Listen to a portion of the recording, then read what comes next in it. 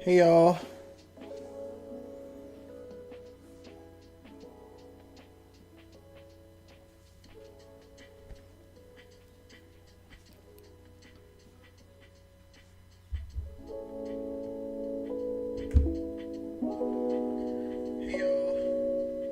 Perfect.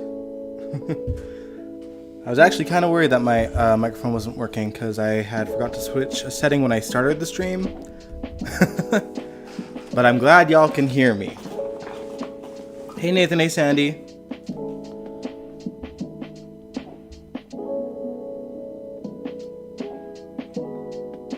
How was everybody's weekend?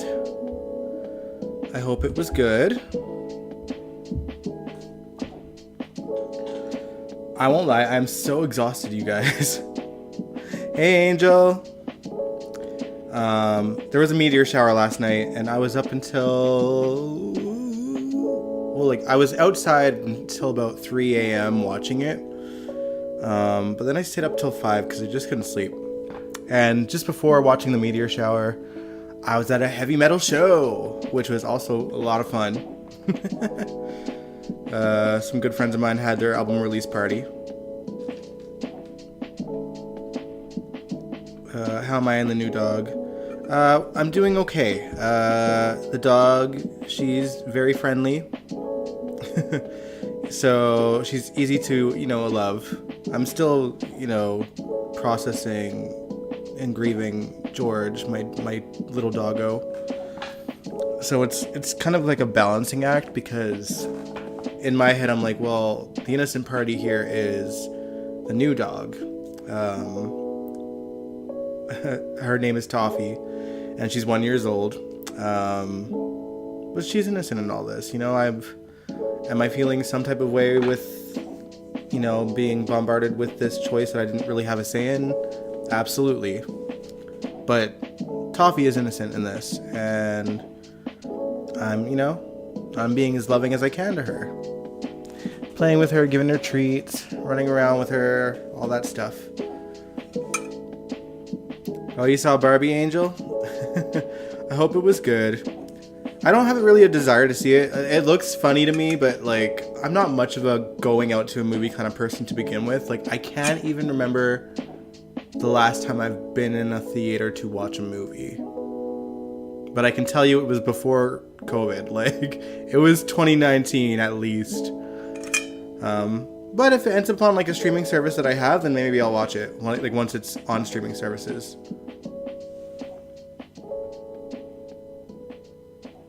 We won't be cheating on George. I know it's not really about that.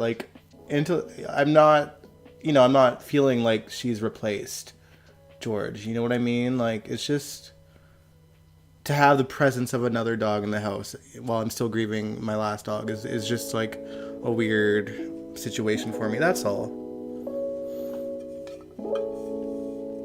Yeah, I don't feel guilty about, loving this new dog. It's just, all the memories of George and the things that, the things that we didn't do with him, and the things that we could have done and what we were going to do this summer. That's all still in my head right now. So it still hurts a lot is all that it is really. And his birthday is just in a couple weeks away. So it's going to hit me hard that day too. How far is Edmonton from Toronto? It is the other side of the country. I'm on the west side of the country, and Ontario is on the east. But I did hear about the flooding in Ottawa and parts of Ontario. Man, the whole world right now, it's either floods or wildfires everywhere. It's crazy.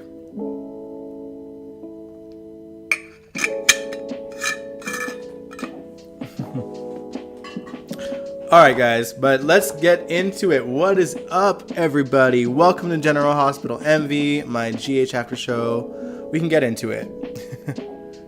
It's just too soon to trying to take care of another dog.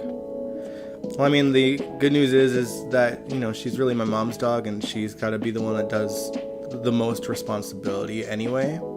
And when it comes down to it, George was her dog too, but, we had him for 3 years. And, me and George had forged our own relationship. I didn't want a dog back then either. But,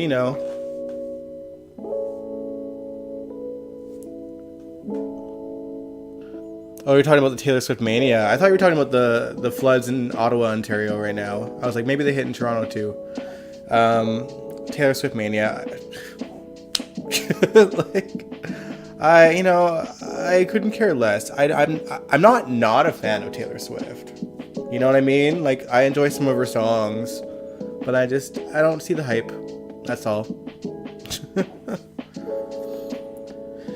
And I don't pay no mind. Y'all know what kind of music I'm into, so I don't pay too much attention to that. Like, obviously there's a lot of Taylor mania because I think Toronto's her only stop, right? And I definitely have people that I know that are going to fly down to Toronto to see her, but I won't be one of them. Alright, but yeah, sorry for getting off topic. Welcome to GH MV, my GH after show. Let's get into it. Let's just talk about Sasha first, because I want to get that out of the way so we can get to the rest of the show without me wanting to punch a wall. Basically, this show continues to dig Gladys's grave by having her be rude to a child, simply because her mother is onto her. Sam was at the pool with her daughter Scout. Gladys was there too, and she went out of her way to basically rub it into Scout's face that her father was in prison. And for a split second, we caught a glimpse of OG Sam, who looked like she was ready to rip every strand of hair out of Gladys's head, or at least push her into the 1 foot pool, 1 foot deep pool.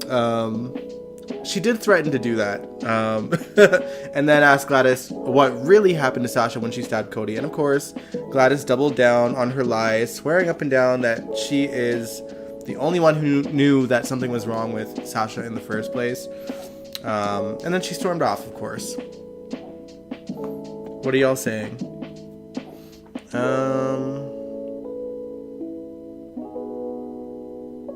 You said you saw Bradford Anderson with his kids there at the Taylor Swift show? And Dominic watching from the parking lot? That's actually shocking. Dominic did not strike me as a Taylor Swift fan. I actually love Gladys because she's so mean. Bonnie Burrows really does great in that part. I don't care about the character, but that scene cracked me up. Listen, I love Bonnie Burrows. I actually really adore her. Like, I think that she's a great actress. She's so good at comedy. She's so good at playing that sort of eccentric, like, I don't know, old rich aunt type. You know what I mean? She plays the role well, and that doesn't get in the way of me enjoying her acting. I just liked the growth that Gladys had experienced over the last couple of years, and I just hate that it's all sort of washed away with this plot that essentially could have been avoided if she had just gone to Sunny for help. And it doesn't make any sense that she didn't either. That's where my frustration lies mostly with this storyline, is that it's all so unnecessary. But meanwhile, Cody is trying everything in his power to get into Ferncliff, from interrupting Diane at the nail salon to trying to get her help to trying to convince the Ferncliff nurse and receptionist, who strangely looks like Chase's real life wife, Lauren Swickard, because she is, that he was Dante Falconeri. When neither plan panned out, he then goes to Brooklyn for help to get him in. And shockingly, the plan worked, because the nurse just so happened to be a fan of Chase and his music, because of course she is. So she distracted her with an unreleased song by Chase and Blaze, while he snuck in when she wasn't looking. Unfortunately for Cody, the shady doctor, Dr. Montague, or whatever the hell his name is, had given Sasha those drugs. The guy that gave Sasha those drugs that pushed her to stab Cody in the first place, gave her even more drugs to make her hallucinate and become more paranoid, and she had already had visions of Cyrus and Cody being cruel to her before Cody actually got there. So when Cody did finally get in there, she freaked out and had a complete meltdown in front of him and in front of Brooklyn and the doctors. We already ranted about this on Wednesday, but just to summarize, I absolutely loathe this story. I would rather just have the show keep her off screen until Sophia is back from her mat leave, and then just nip this story in the butt the second she gets back. That is what I want. What are y'all saying? I can't believe that happened between Sam and Gladys. Gladys needs to go pronto. She's a mess. She is a mess. DG, you said, I wish they would just write Sasha off for her maternity leave. I don't like the character at all. I mean, they could have. That's the thing. They could have. I mean, I know you're referring to like not bringing the character back. You know, she's really not necessary to the show. You're right. But I like her enough as an actress, and because she's not really into many major storylines, like she's just with Deception and like the Lucy, Maxie, Brooklyn crew. Like, I don't mind her. They had to write this storyline to get her off the screen. Well, they didn't have to, but this is the storyline they chose to give her a crazy reason to just be gone for a while. So we're left with what we're left with.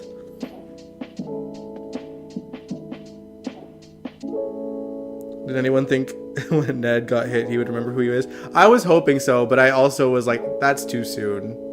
They're going to stretch this out to Kingdom Come. DG said, I can actually say so far I'm loving the Scab Writer's work. I really wonder who set Anna's house on fire. We'll talk about that later too.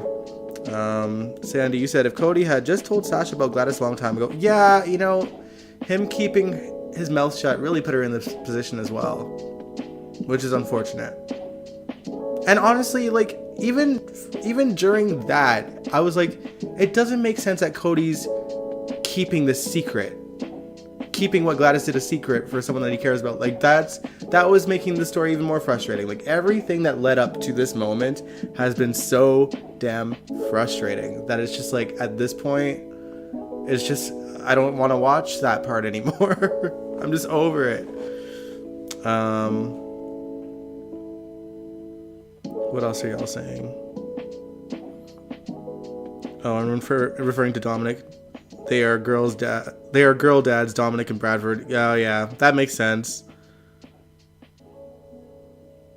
I couldn't get tickets for Kansas City, but I'm an average Joe. I mean, those tickets looked hella expensive.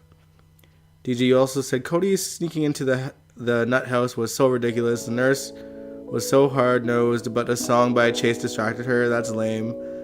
Yeah. Well, that's what I'm saying. I'm like, okay, well, it was just like a fun nod to the fact that she's Josh's real life wife, she's Chase's real life wife.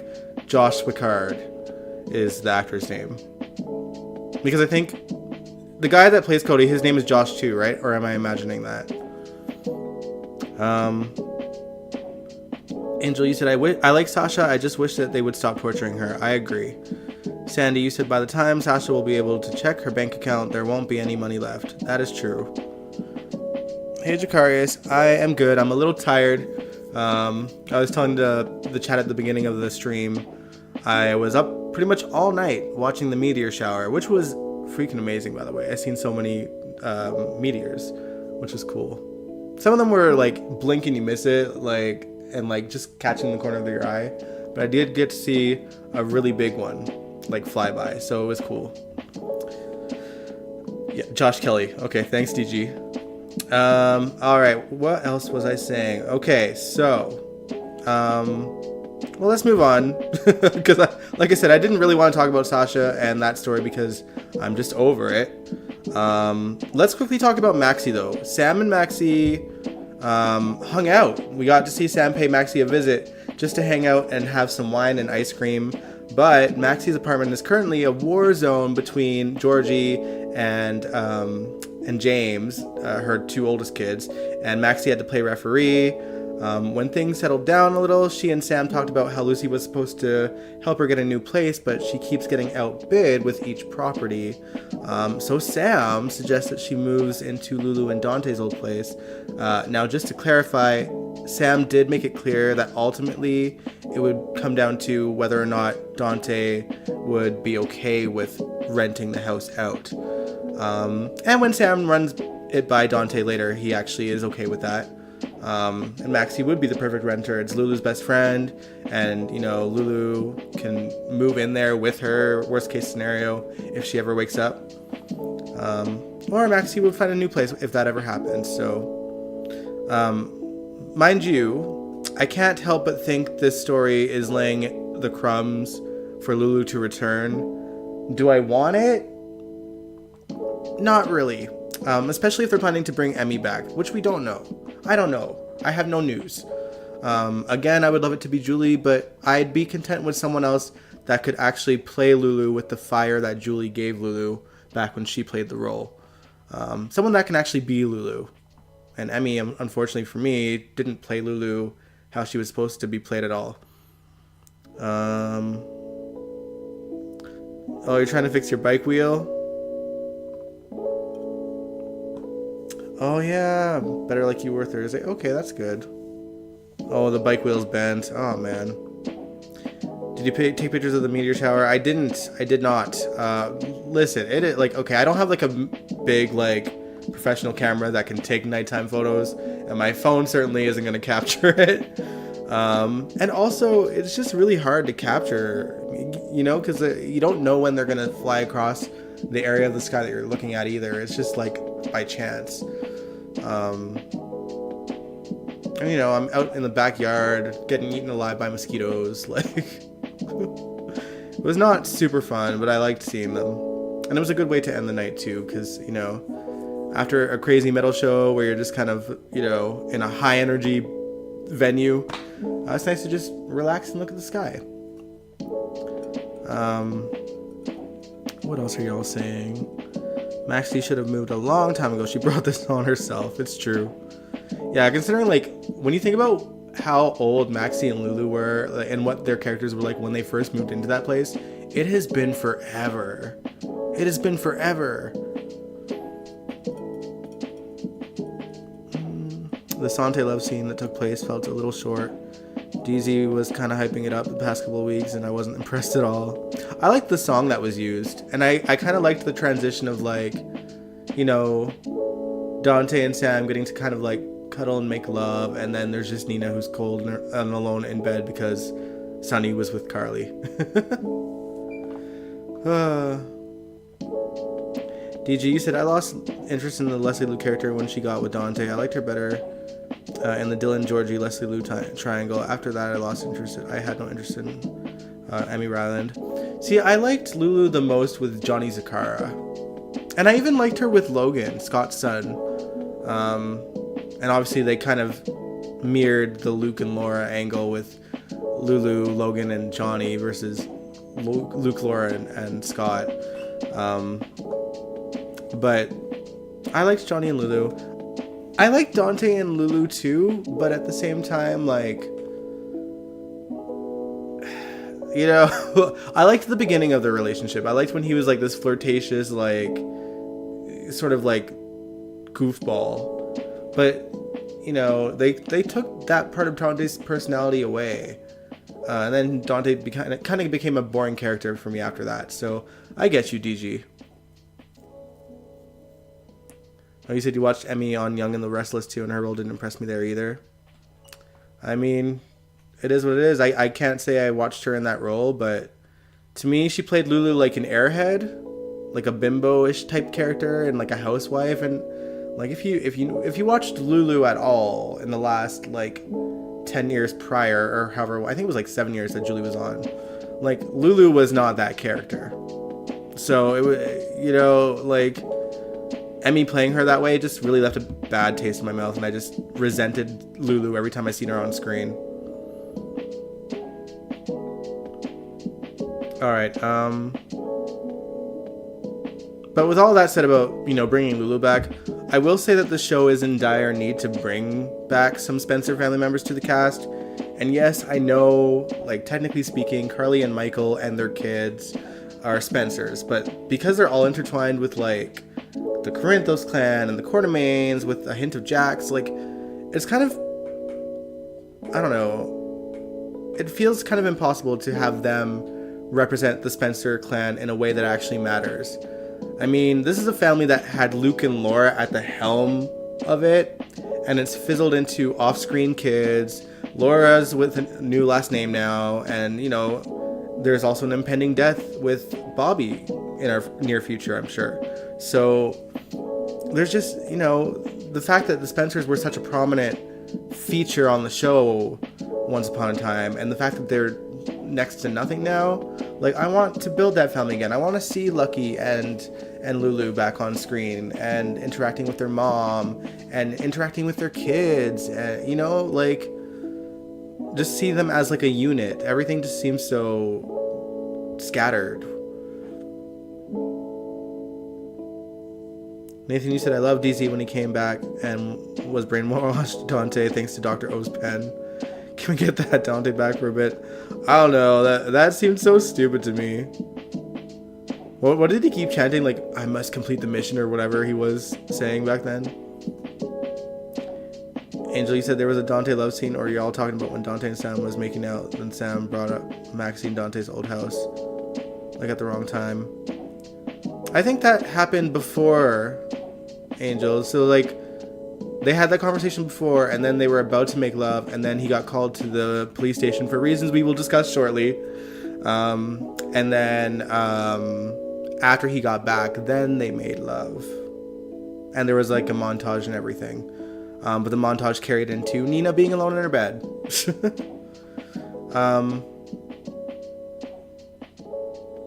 But yeah, anyway, let's move on. Since we talked about Laura a little bit, I want to talk about Cyrus. And we don't really need to talk about it much, especially if you guys were here on Wednesday. But the guy is currently shrouded in mystery. And the short version is he got Martin to give away all of his money to a place that would spend it allegedly on helping inmates integrate back into society once they are out of prison. But the thing is, he had some weird moments with Austin that gave off a vibe that he knows far more about Austin and his family than Austin would probably like. And personally, I feel like whatever he got Martin to transfer his money to is tied to Austin and Mason's big girl bad boss or whatever. Big bad girl boss. Big bad girl boss. Because we still don't know who that is yet. It's probably just Selena Wu, though.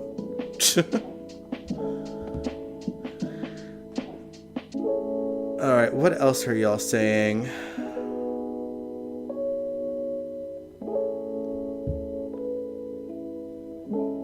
The Corinthos family ate the whole show. The Spencers have died off. It's true, it's sad. I don't see Carly and Michael as Spencers. They are straight up Corinthos. Yeah, that's how I feel too. Like, even though Carly now dons the name Spencer, yeah, I'm saying, like, Carly is like a Spencer, but it's just like, because she doesn't interact with, like, you know, she doesn't interact with Laura. Lulu's not around to interact with. Like, Bobby's obviously passing away soon. It's like having one Spencer family member. And, like, she barely, because there's no Spencers to interact with, it doesn't feel like she's a Spencer. That's what I'm getting at. Nina freaking out made no sense to me. I was with Ava. Sonny is a mobster. He does that sometimes. Yeah. I have that in my notes too. Actually, yeah. We'll talk about that in a bit. Oh, you'd be happy if it was Miss Wu. She deserves much more airtime. I agree. I really like the actress that plays her. All right, but let's move on. Since we talked about Austin, let's talk about Mason. Somehow this man ended up smack dab in the middle of the strangest quartermain sandwich you can imagine. But let's rewind back to the start of the week and talk about how we got there. Olivia is understandably on an emotional roller coaster because of her husband's shiny new, yet somewhat old school personality, Eddie Main. She's even gone as far as offering to plan Sonny and Nina's wedding, which secretly I'm hoping she makes it as ratchetly old school neighborhood Bensonhurst as hell, because that would be hilarious. But Carly drops by Olivia's office just to let her know that no matter what, she will be there for her. And they reminisce about their friendship over the years, equipped with flashbacks and all, which I really enjoyed seeing. I didn't expect it. It was so random, but I enjoyed it. And then the two of them decide to go off to a dive bar to blow off some steam, just like Olivia and Carly used to do separately in their younger days at Jake's back in the day. Eddie Main happened to be there and tried to flirt with Carly, and Olivia was cool with that because she'd rather have him flirt with someone he had no chance with than some floozy at the bar. And Carly could take the opportunity to try and convince him to stick around the Q fam and Olivia. Unfortunately for Olivia, Mason was at the bar, drunk as a skunk, and tried to flirt with her. But he was very handsy and refusing to take no for an answer. Eddie witnessed that, and he actually stepped in to defend her, and a brawl ensued between them, which really showed off Eddie Main's age, because he could not fight for shit. And Carly had to step in and actually rescue her and him by smashing a whiskey bottle over Mason's head. And somehow, Eddie, Olivia, and Carly all got arrested, but somehow Mason got away. He snuck out without having to pay for anything, and he snuck into Austin's office to get stitches on his head or wherever. Which I just that was so stupid to me, but whatever. It's also kind of weird to me that Mason didn't seem to actually know who Olivia was, considering he was at that Quartermain picnic when Ava got stabbed, so he'd probably seen the Qs.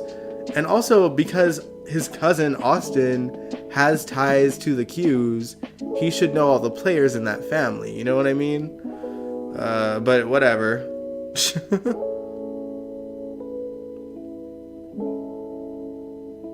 Sandy said, I think Alex burned her sister's house down. Oh yeah, I forgot about that theory. We'll talk about that soon as well. DG said, Michael is a Quartermain. He has 0 Corinthos blood. True. Spencer is anyone who came from Luke. Yeah, but I guess Luke really did sort of capture or really take hold of the Spencer family name. I mean, we're never gonna hear Laura say, I'm a Spencer, damn it. Which I miss. I do miss, but she's happily married, so it is what it is.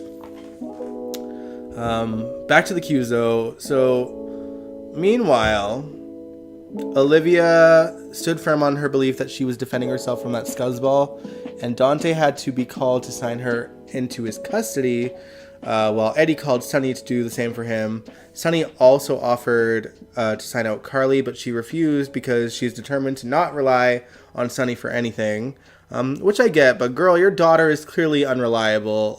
She mentioned that she had called Jocelyn and texted her, and she was like, I think Jocelyn's phone is on silent, which probably means she's having sex with Dex, since it's somewhere between midnight and midnight. So I don't know. Carly's probably in there all night. By the way, some funny things to point out here. Both Dante and Sunny had to leave their own bed partners. They were about to go to bed for the night to pick these people up. And Nina, of course, was a nervous wreck because she was sleeping when he left. She was calling Ava saying that she's worried sick, and Ava's just sitting there really, Nina? He's a mobster. It was a bit dumb, but whatever. I guess because he disappeared while she was sleeping, and that was probably the first time it happened, because Sunny's been pretty incognito from the mob for a little bit. Joss is on that nasty couch. Oh my goodness. Alright though, but since I mentioned Ava, I should mention that Sunny is still supposedly dealing with the nanny situation. And he did actually tell this to his right-hand man, Brick. I forgot Brick's actual position with Sunny. But yeah, Sunny told him everything about Ava killing Nicholas, Mason blackmailing her while holding his body, the nanny, the big boss, all of it. And the blackmail, if I didn't say that. What will become of that is anyone's guess, because that story seems to be going a little bit slowly. But it is what it is. Where was the bouncer in the bar? How they let Mason get away? He was the main one who needed to be brought downtown. Yeah, I don't know. Mason said that he snuck out in all the confusion, but that seems weird to me. I think everyone in that bar saw what he was doing to Olivia. So why didn't the police go there and take a statement or something? All right, but oh, were we? Okay. All right. So let's change the subject. Let's talk about Curtis. He is still struggling coming to terms with never being able to walk again. Rightfully so, but his friends and family are coming together to at least let him know he's got an army behind him. Trina even convinces Finn to let her see Curtis despite his wishes, and I think it's definitely what he needed. And also, Trina kind of needed that as well because she felt awful about how she left things with him, because before he got shot, she kind of called him out for, making out with his ex-wife. But she wants to build and keep the relationship no matter what. So I think it was something that Curtis needed to hear, and hopefully now that he's going to rehab, he'll be able to sort of let people in again. Now Jordan, despite not being a cop or police commissioner anymore, is actually also still trying to investigate things on her own as well, while not doing whatever her duties would be as deputy mayor. And then there's Portia. She's remaining hopeful that Curtis will move back in, and she's trying to pre-plan making their place wheelchair accessible. Marshall is not sure Curtis will want to, and he's honest with her about that. And he wants to move out as well, and Portia disagrees with that.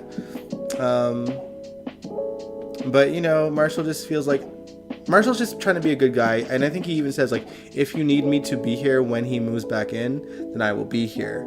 But this is your time to sort of get together and rally, because I think Marshall just genuinely believes that Portia and Trina are the two people that can pull him out of this brink, because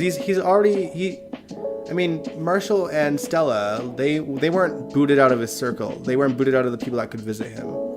So I think Marshall just respects that this is the time that they need to have with Curtis. But yeah, Trina, she moved back into Portia's place to help with Curtis should he come back, and Portia is basically being a biatch to Spencer, which pisses me off. Basically, Spencer came to help her bring her stuff in, and while Trina was upstairs putting her stuff away, Portia basically told Spencer to go away, and so she could spend some alone time with her daughter. And he actually, he understood, and he was like, okay, I understand that, and I respect that. And he was like, well, let me just go say goodbye to Trina. And she wouldn't even let him do that either, which makes no sense to me whatsoever. Like, man, if I were Spencer, I would instantly defy this bitch and be like, actually, no, I'm doing the decent thing by leaving so you can spend some time with her. So I will be saying goodbye to my girlfriend. And I would just brush right past her. Like, the audacity of Portia. Ooh, that made me mad. And to top it all off, like, when Spencer left, Trina comes back downstairs after, and she doesn't even give Trina an explanation. She's like, I don't know. Must have been about Ace, I'm sure. Like, ugh. Oh, that made me so mad. Honestly, I hope Karma hits her with a baseball bat.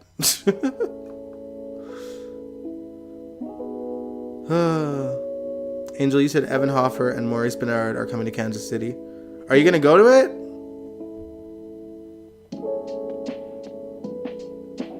I don't understand why they are going to be at the Improv Comedy, but there's that. Well, I think it's just an easy venue to book. It doesn't mean that they're necessarily going to do comedy. It's just like a easy venue to get people in.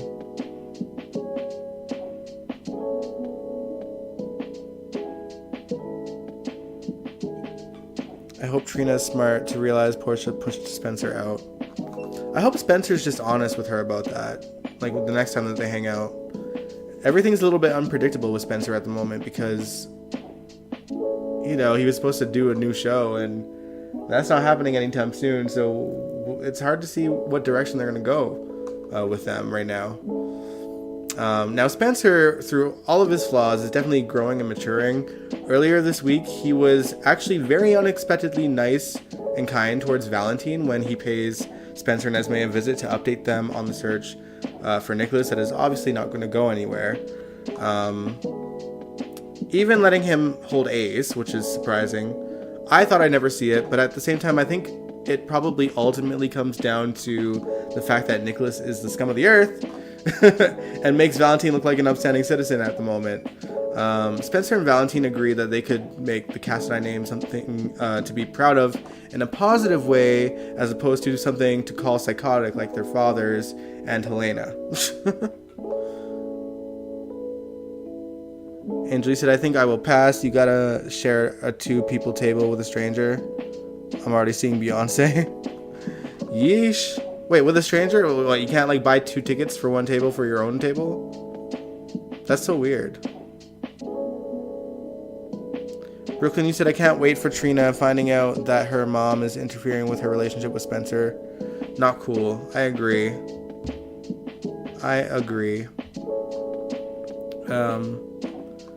But since we talked about Valentine was in a bit of hot water with his significant other this week. Anna has been trying to solve the mystery of who took a shot at her and why, and she had eventually figured out that whoever tried is likely connected to the Pikeman Company, which she also realized Valentine was the middleman in reference to Sunny. I actually liked how these scenes played out, talking to Robert, remembering her debriefing after the Greenland ordeal, and catching the Pikeman folder at the corner of her eye, and then seeing her sort of draw out the connections on paper. It's very rare these days that we actually get to see Anna use her brain. They actually just focus more so on her physical fighting skills and aiming a gun, so it was nice. It was a nice callback and reminder that Anna actually is incredibly intelligent, hence why she was a part of the WSB when they were once something to be proud to be a part of. So she confronts Valentine, and he's honest with her because he didn't have anything to hide.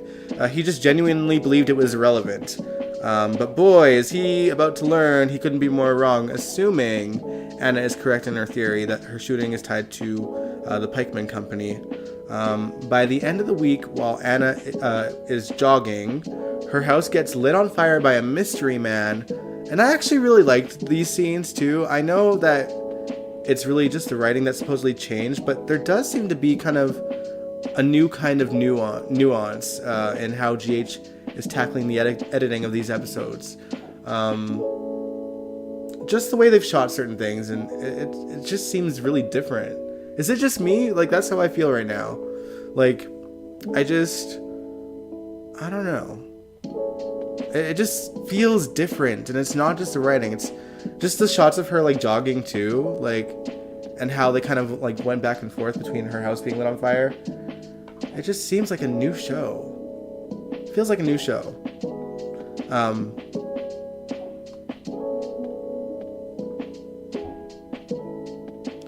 Like, are people shooting at Anna because of Valentine? No. It's just that Valentine...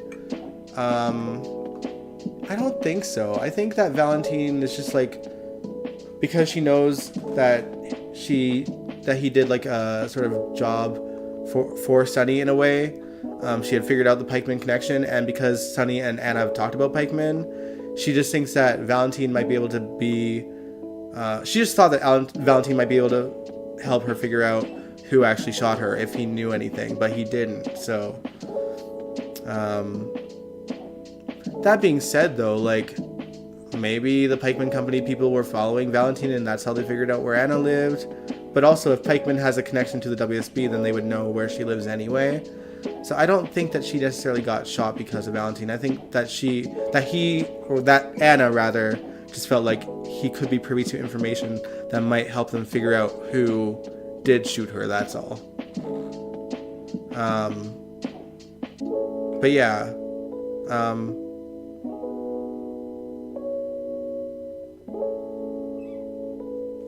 Angel, you said, also I know Anna is a super spy and she can handle her own, but run in the daylight, not at night alone. Yeah, but, like, Anna also seems like the type that would go for, a midnight jog, you know what I mean? Like, it didn't seem out of place for her to do that, just to blow off some steam. New writers? Yeah, we have temporary scab writers because all the writers in Hollywood are on strike. So there's a new writing team kind of taking over until the strike gets resolved. And honestly, if this scab writing team keeps it up, I wouldn't mind the writers' strike going on for a little bit longer. Even though I want the writers of Hollywood to get the money that they actually deserve to get. Okay, it's just that I'm enjoying GH a little more these days. But yeah, so, you know, in reference to that, I really appreciate how conversations and interactions that they've shown recently seem a lot more realistic than they used to be as well. And there's a lot of seeing people just hanging out and talking in realistic moments. For instance, and by the way, this is how I'm going to announce everything else that we haven't discussed yet about this week's show. So prepare for what is essentially a bit of a lightning round. So for instance, seeing Alexis and Gregory, let off some steam at an axe throwing bar, and her just being there for him as a friend, followed by Christina and Alexis talking at home about it, alongside Christina's sibling relationship with Molly, while watching murder mysteries on a streaming service. And then you had like Sunny watching a fighting match. And like I mentioned earlier, Sam and Maxie hanging out, drinking wine and eating ice cream together. Also, Tracy and Gregory arguing about his health and going toe-to-toe on their opinions about Eddie Main. And things like Elizabeth and Finn being on the roof of the hospital talking about how he lost a patient that happened to be a friend of Violet's dad. And how it made him think about who he could rely on if he were to pass away. And he asks Elizabeth to be her guardian should anything happen. We also had Diane and Robert talking about getting a new car, but subtly kind of tying a comparison about old and new cars with Holly and Diane being options for Robert. Even just seeing things like characters literally just going to bed. Like, well, another character is going out for a late night jog. Like, seeing these characters do like just these tiny little things, I like that because it doesn't like it just, I know like some people might think like, are any of these scenes necessary, sorry. And in reference to, I guess, furthering the main plot points of the show, maybe not really, but at the same time, I think these scenes like this are really important to showcase the types of relationships these people have with each other, so that we aren't just simply being told, yeah, these two people are actually really close, and not seeing why. And the little things like people getting ready for bed or going for a jog, it makes the characters feel a bit more human as well, which is important so that people can see themselves in the characters that they watch on the show.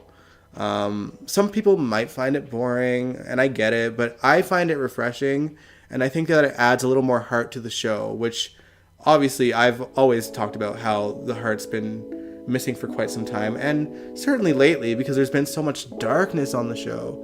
Like, it helps sort of balance things out, you know, with all the, you know, the dark plots that are going on right now. Like, just to have these like heartfelt moments and having characters show vulnerability and just being real with each other and hanging out and talking, and even somewhat mentioning the plots that they're going through in their own lives to each other. Like, it just, I appreciate how realistic it is. Like, that's my take on that. And, you know, all in all, I actually really enjoyed this week because of a lot of those scenes that I just listed. You can certainly see the difference between the actual Regaim and the Scab Writers.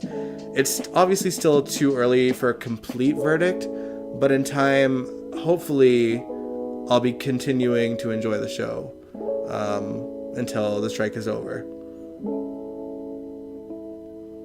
Angel, you said, also could Alex be torching Anna's house? See, someone mentioned that on Wednesday, and I think it was Sandy, right? And that's a good theory because we don't know. Like, we never seen Alex's body when she got killed. And also, if there's a tie with Pikeman, and they're kind of, it almost seems like they're trying to tie Austin and Mason into it because they're trying to find out about Sonny's dealings with Pikeman. Like, what if Alex is the girl boss? Well, I don't know. Maybe not. I don't know. Have Anna and Austin met? They must have, right? Because he dated Maxie.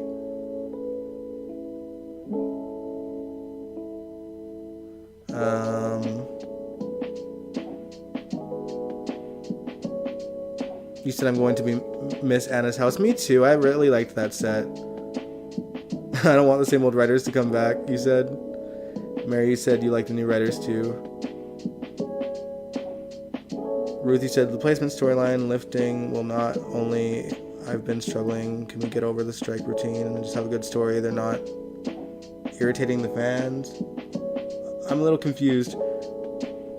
I mean, it's been 2 weeks, Ruth, so like you can't really judge their stories on like 2 weeks of material that are still tying to the old writer stories, which frankly have been garbage, so much so that I stopped recapping the show for like however long I did.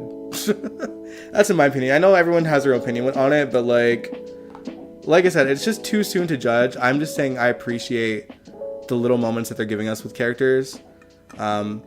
But technically, they're still telling the previous writer's storylines. It's just that they're writing the day-to-day scripts until their own storylines come in. So if you have a problem with the writing currently, like the stories, I mean, then you got to place that on the previous Regaim, whose stories we're still seeing play out. The only difference is that the way the storylines are getting from point A to point B are being covered by these scab writers. So that's what it comes down to.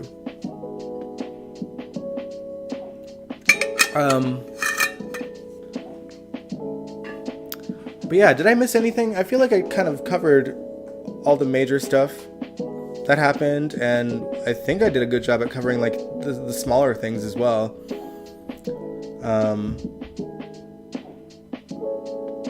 Yeah, it's one of those weeks where like not a lot happened, but I appreciated the week probably because of that. Because we got to see all these like small little moments. Like, for instance, y'all know I think Elizabeth and Finn are boring, but I've been saying for how long to actually see Elizabeth in like nurse mode and talking about patients and doctors, and getting to see her like talk on the hospital roof and discussing patients and losing a patient. Like, that's the kind of stuff I wanted to see with Elizabeth, like with her becoming the head nurse.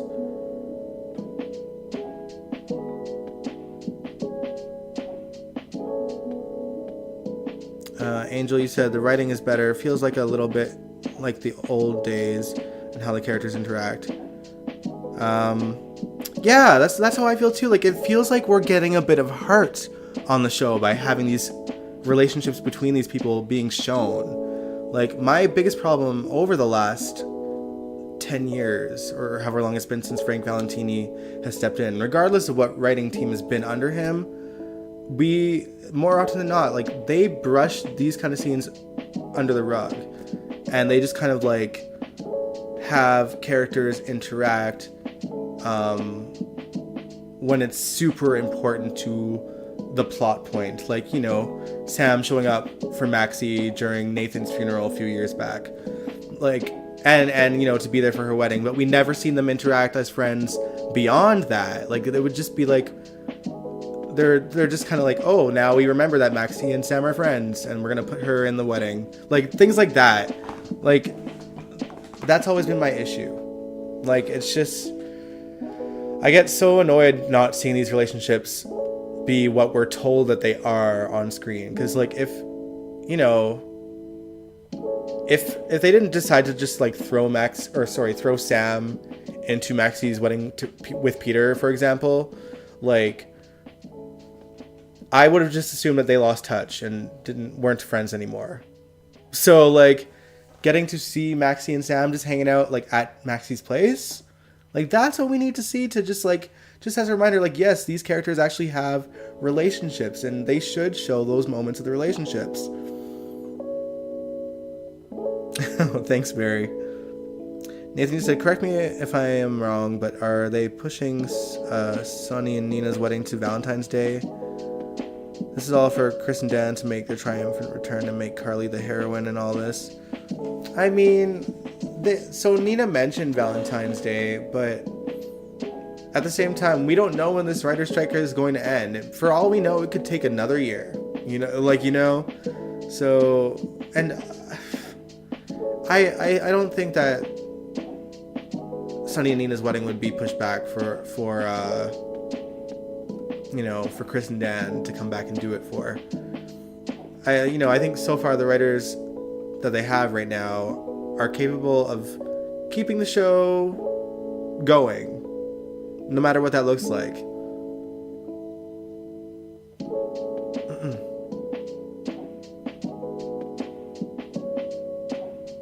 Coretta, you said, I wouldn't mind to see Lucky and Lulu back on screen, but the cast is so bloated, I don't know what a storyline will look like for them. And the writing didn't do no favors for Lulu in the end.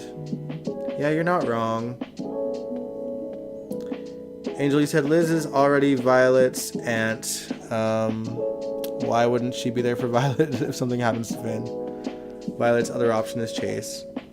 I think it was just showing Finn just, kind of losing a patient that has ties to his daughter.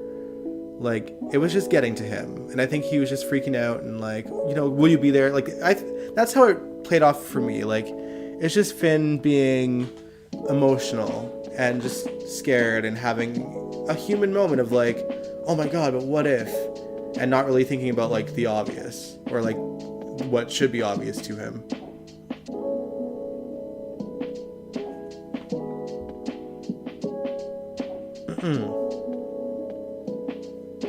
All right, y'all. Well, I don't have much more to say. I think that, again, I enjoyed GH this week, and I'm excited to see the fallout of Anna's house burning down and where they're going to go with the storyline from here.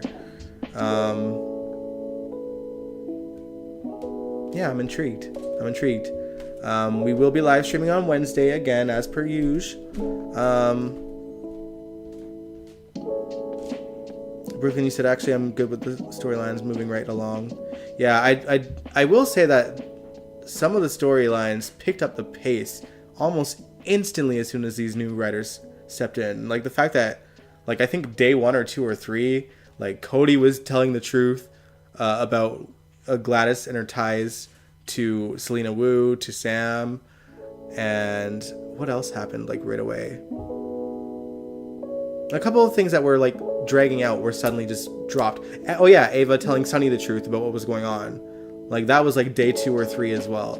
So they seem to be picking up the pace in storylines where you want to see that happen, which I appreciate. But yeah, anyway, so I will be live streaming this Wednesday. I'm not 100% sure on this, but if you guys didn't know, it is Maurice Bernard's 30th anniversary with GH, and maybe if you guys are into it, we could watch some throwback Sunny scenes. I'll just try to go back into whatever I can find of Sunny in the 90s, and we can watch some things and just hang out and have some fun. Yeah, tell me if you guys like that idea, and if so, we'll do that Wednesday. But yes, y'all, I am going to get ready for bed because I feel like I am running on empty.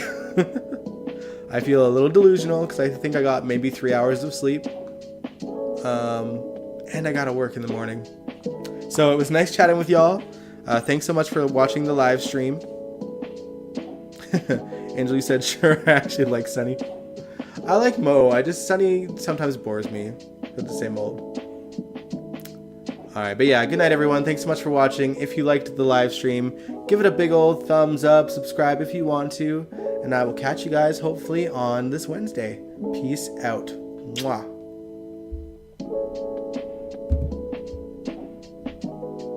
Bye.